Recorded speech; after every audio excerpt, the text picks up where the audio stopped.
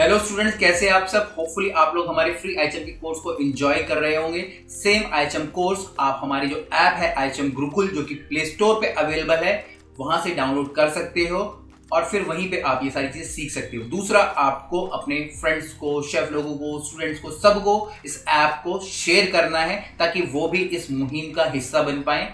IHM Gurukul India का पहला ऐसा ऐप है जो स्पेशली शेफ लोगों के लिए ही बनाया गया है, उनके स्किल को इंप्रूव करने के लिए, ताकि वो किसी प्रकार से जॉबलेस ना रहें और वो अपनी खुद की शक्ति को पहचाने कि भैया वो लाइफ में क्या कर सकते हैं। टॉपिक पे वापस आते हैं। पहला चैप्टर चल रहा है नॉलेज ऑफ इंग्रेडिएंट का, 6 नंबर की वीडियो है, जिसमें कि हम लोग सीखने वाले हैं हमारी फ्लेवरिंग एंड सीजनिंग के बारे में। अब फ्लेवर का मतलब क्या होता है? हमारी खुशबू। सीजनिंग अगर हम लोग जनरली बोले तो जो हम लोग उसमें मसाले यूज कर रहे हैं, सॉल्ट, पेपर, धनिया, मिर्ची, ये सारी की सारी चीजें। अब किसी भी खाने के जो इंग्रेडिएंट होते हैं, जैसे कि मैं बोलता हूँ कि मेन इंग्रेडिएंट आलू हो गया, हमारी सब्जियां हो गया, पनीर, मीट, चिकन, ये सारी की सारी चीजें, अगर उनके अंदर सही मात्रा में हमारे स्पाइसेस और हर्ब्स नहीं डाले जाएंगे या फ्लेवरिंग और सीजनिंग नहीं करी जाएगी तो वो कभी भी सही नहीं बन पाएंगे या कभी भी वो टेस्टी नहीं बन पाएंगे। किसी भी खाने की जो अपीयरेंस होती है वो बहुत ज़्यादा इंपॉर्टेंट होती है, बट जब वो कुक हो जाता है या जब हम उसको कंज्यूम करते हैं तो वहाँ पे अगर वो टेस्टी नहीं है या फ्लेवरफुल नहीं है, हम उसको भी नहीं खा सकते हैं। जो भी खाना हमारा बनता है वो मेन इंग्रेडिएंट और हमारी फ्लेवरिंग और सीजनिंग से मिलके बनता है। और जो ये फ्लेवरिंग और सीजनिंग होती है, ठीक है, वो आती है हमारे स्पाइसेस और हर्ब्स में। स्पाइसेस का मतलब क्या होता है? हमारे मसाले, ठीक है, जैसे हमारा धनिया, मिर्ची, ठीक है, ये सारी चीज़ें। और हर्ब्स बोले तो हमारी जड़ी बूटी, जैसे हम लोग पुदीना बोलते हैं, धनिया बोलते हैं, ठीक है, ये सारी की सारी चीज़ें, जितने भी हमारे स्पाइसेस वगैरह आते हैं।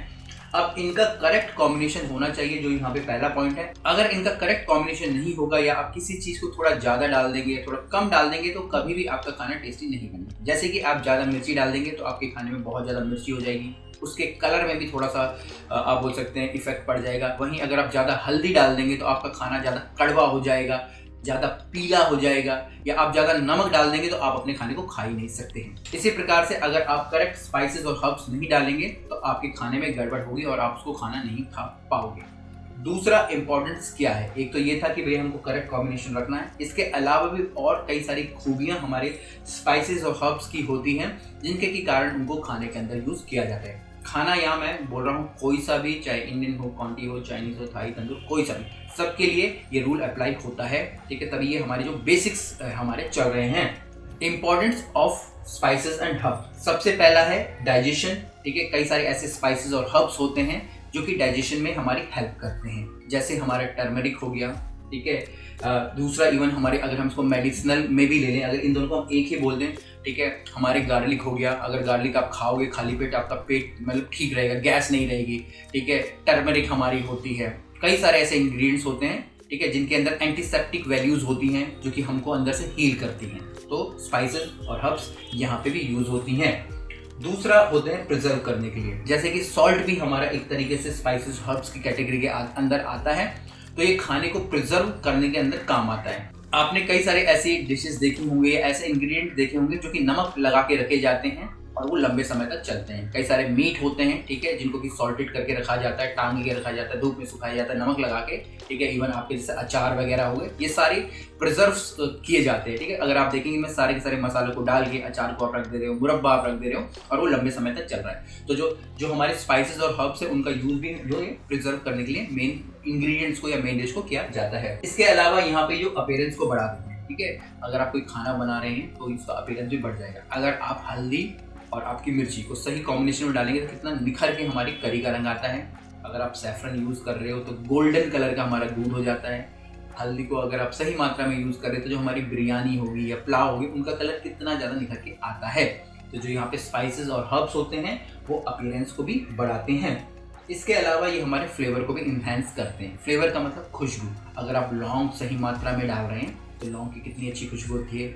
चाय के अंदर अगर आपने अदरक कूट के डाल दिया, इलायची कूट के डाल दी, ब्लैक पेपर डाल दिया तो कितनी अच्छी खुशबू आती है।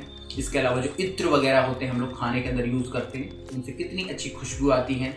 तेज पत्ता आप डाल दीजिएगा, ठीक है, या फिर अगर आप करी पत्ता भी इस्तेमाल कर रहे हैं तो आप देखेंगे कि अगर आप सही ढंग से इस्तेमाल कर रहे हैं तो उनके अंदर खुशबू भी बहुत ज़्यादा अच्छी आती है। इसके अलावा और भी कई सारी खूबियाँ होती हैं, बट ये बेसिक हमारी जो खूबी हमको समझनी है।